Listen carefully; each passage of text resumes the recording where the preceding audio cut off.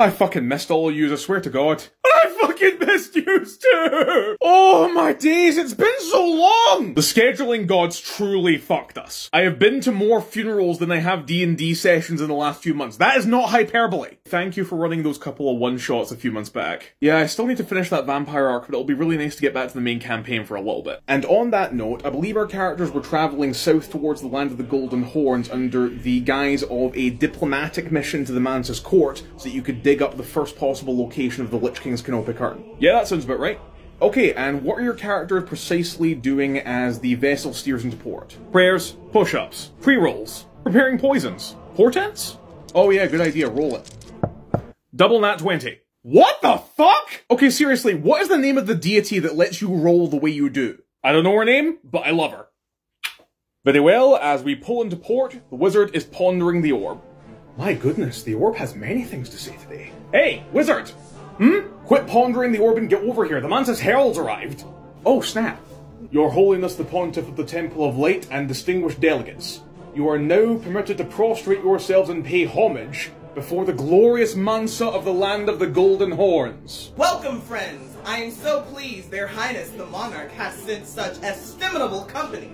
It's not every day I get to entertain a pontiff. I assure your highness that I am not but a humble servant of the gods, but we thank you so much for accepting our delegation. The monarch sends their kindest regards, along with a ship laden with gifts. How incredibly generous! I love opening presents, but where are my manners? You must be so tired from your journey. We thank you for your concern, Mansa. It would be very kind if your herald could direct us to a local inn where we could— You absolutely should explore, but I will hear no talk of inns. You will lodge in the palace as my honored guest.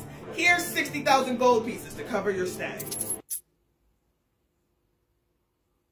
What?! Oh, I'm sorry. I didn't mean to insult the monarch's delegation. Here's 60,000 more. Wait, your majesty, I think there's been some sort of miscommunication. That amount of gold isn't anywhere near where you spent to get here? Of course. Your Grace, please! There's no need to say please. I've got plenty. Your Grace, we can't possibly accept— Such a paltry sum?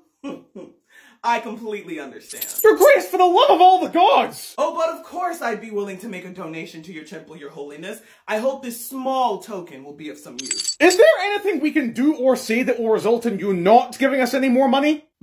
Sorry, I was looking at a bird. I'll make sure the rest of your gifts are on the treasure ships I'll be sending on your return journey. Treasure ships? Like, ships full of treasure. Multiple ships full of treasure. Ships, plural! Yes! It's hard to get multiple golden elephants onto one ship. Wait, as in gold statues of elephants, or elephants laden with gold? Yes! Oh, that reminds me. I have to go to the market and buy big bags of peanuts. They get very hungry. Harold, you'll take care of any other business, yes? But of course, Your Grace. Great! Till later then, friends.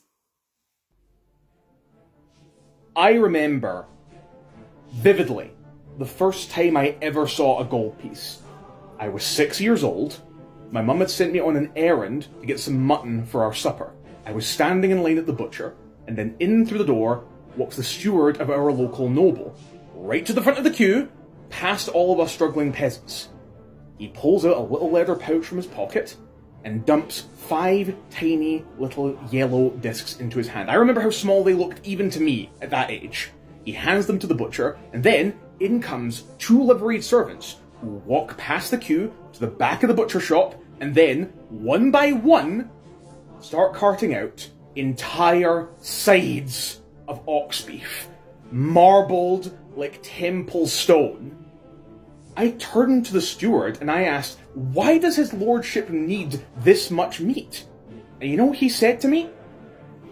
It's his cat's sweet 16th. I am so sorry if we offended you in any way. I have committed literal murder for a half percentile of the wealth that your master just threw at us like breadcrumbs at fucking pigeons! Answer me honestly, Herald. Is the Mansa insane, flexing, or do they just not understand the value of money? Honestly, I don't even know anymore. Also, how is gold not worthless in your local economy? Well, 1, our empire is 3 times the size of the northern continent and twice its population, and 2, We send the Mansa on a goodwill tour just after tax season and encourage all of the officials to invest their gifts into local infrastructure. And that alone combats inflation? It is a hot fix at best. See if I can't convince them to go on pilgrimage or marry off one of their children, we are completely screwed. Let's just get to the actual business of our visit before I start planning an assassination out of sheer outrage! Special thanks to my Mythic Tier patrons Computer Coder, D Sparrow, Dugrin, Harrison Pollen, Logan Lee, Ryan Henderson and Winter Slade for helping me make these videos.